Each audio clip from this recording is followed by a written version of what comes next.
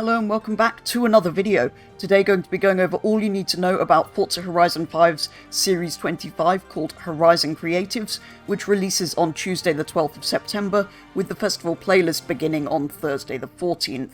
It brings with it a selection of new cars as usual, but also even more excitingly I think, Event Lab 2.0, which brings a huge overhaul to this part of the game. So let's begin by getting straight into the new vehicles coming to the game, and then get on to what Event Lab 2.0 consists of.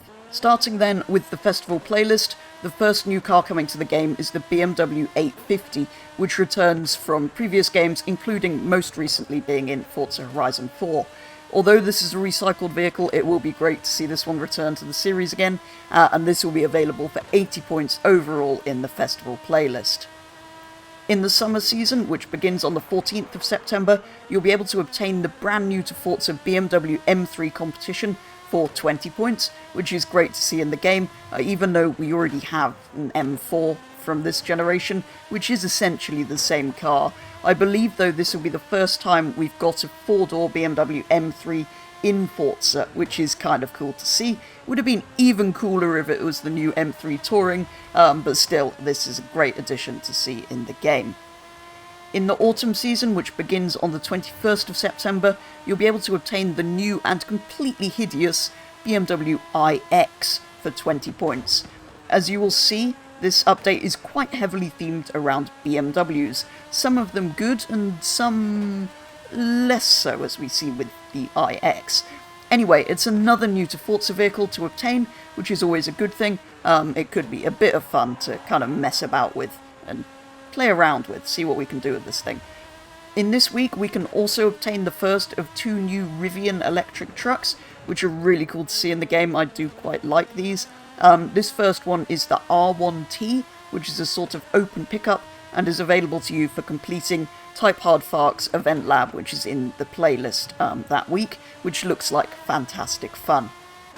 In the winter season, which begins on the 28th of September, you'll be able to obtain the new to Forza BMW M2 for 20 points. Yes, it's another BMW, but this is actually probably my favourite brand new to Forza car in the playlist this series. And finally, in the spring season, which begins on the 5th of October, you'll be able to obtain the BMW i4 eDrive 40, which is a ridiculous name, for 20 points, which not only is a stupid name, but is also a stupid car.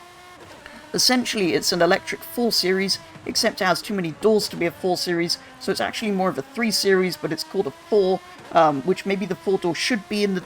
Anyway, it's very confusing. BMW has a very strange naming system, but it's an electric BMW, sort of the similar size to a 3 or 4 Series, but with 4 doors. In this week, you can also obtain the Rivian R1S, the second Rivian coming to the game, which is much like the other one, except this one's an SUV body shape rather than the pickup on the first one. This is available to you for completing another Event Lab, the Stadium Supercross. That's not all though. In this week you'll also be gifted a free Corvette E-Ray if you pre-order Forza Motorsport, so it kind of isn't free, so this will coincide with the release of the early access version of that game if you pay many monies. So if you want a Corvette E-Ray, which isn't much better than the normal Corvette, go and pre-order Motorsport. But anyway, that's it for the new cars coming in Series 25. Now on to what I think is actually far more exciting than any of the new vehicles in this update, Event Lab 2.0. Ever since I saw that an overhaul for Event Lab was on the way, I've been super excited about this update, but also slightly worried that it would maybe be disappointing and not many features would be added. But I'm pleased to say though that this is a huge update for Event Lab. Firstly, you can now group objects together, which is huge and has been requested forever and ever and ever.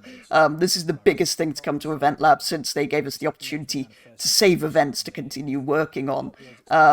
So yeah, it might seem like a simple and obvious feature, which it kind of is, but it is going to be truly game-changing for creators, speeding up build time massively, which may also encourage more people to give Event Lab a go if they haven't previously, because I know some people are put off by the amount of time it takes to create something. But if you can group things and copy and paste it, just imagine what that'll be like. Apparently you can group up to 100 props together and then copy and paste that piece as many times as you'd like. So you could make a small group, connect it to another group, group the groups, and make many, many things. And if that wasn't already enough, much like vinyl groups, you can then share your prop groups so that others can use them in their creation. And unlike if you've used a layer group where you can't then share your livery, here you'll be able to share your Event Lab route that makes use of other people's Event Lab grouped props, which is really, really great to see. And this will also speed up build time massively, and hopefully also encourage less experienced creators to make some cool routes and blueprints making use of groups that more experienced creators might have put together. It'll be great to see what people come up with and start sharing there.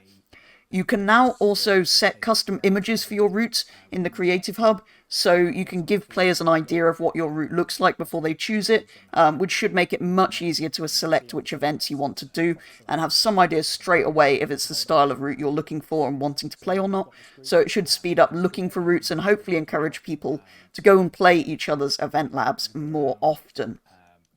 That's not all though. The other huge feature for Event Lab is Event Lab Island. And as the name suggests, this is a new island just for Event Lab, so no more looking for a start line and working around the map's constraints, because there's mountains and trees in the way in Mexico, but you can go to an empty 2 kilometer square concrete platform surrounded by ocean to build whatever you like. And here you aren't even limited to that 2 kilometers. You can build out off the platform into the ocean. I'm not sure how far, but it means there's more than enough space to build almost anything you could think of. Previously, if we wanted a sort of big flat surface like this, we had to build in the stadium or in the sky and make our own platforms, which had several issues. The stadium was kind of too small, so you ended up with very small tracks and routes, particularly if you're trying to make a sort of flowing race route. It was quite difficult. And the sky was kind of difficult for a few reasons, with snapping things together and the backdrop and everything looking slightly funny because you're up above the world. And also, if you build on this island, you'll get a larger prop budget, as the game doesn't need to load in all the bits of trees and foliage and everything that it usually would, so you'll be able to build bigger creations than you were previously able to, all on a nice flat surface, which is going to be great for building race routes in particular, and if you can group things and copy and paste them, building a track is going to be so much faster. So it'll be great to see what people come up with. And if we get any more sort of replicas of real-world tracks, like we did when we looked at all of the F1 calendar recently, it'd be great to see more real-world tracks built, and some of those ones revisited and built better. Apparently, to build on this island, we have to find a fast travel point to go there, and once we're there, there's a start line just like there would be a build stub or whatever on the mainland.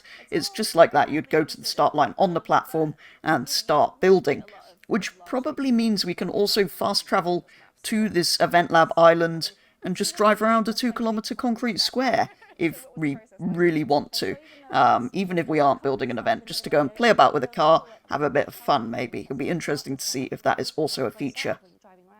As well as this, there is also, of course, the usual new props being added. Most of these are themed around a petrol station, with pumps, roofs, supports, and a giant coffee cup, for reasons.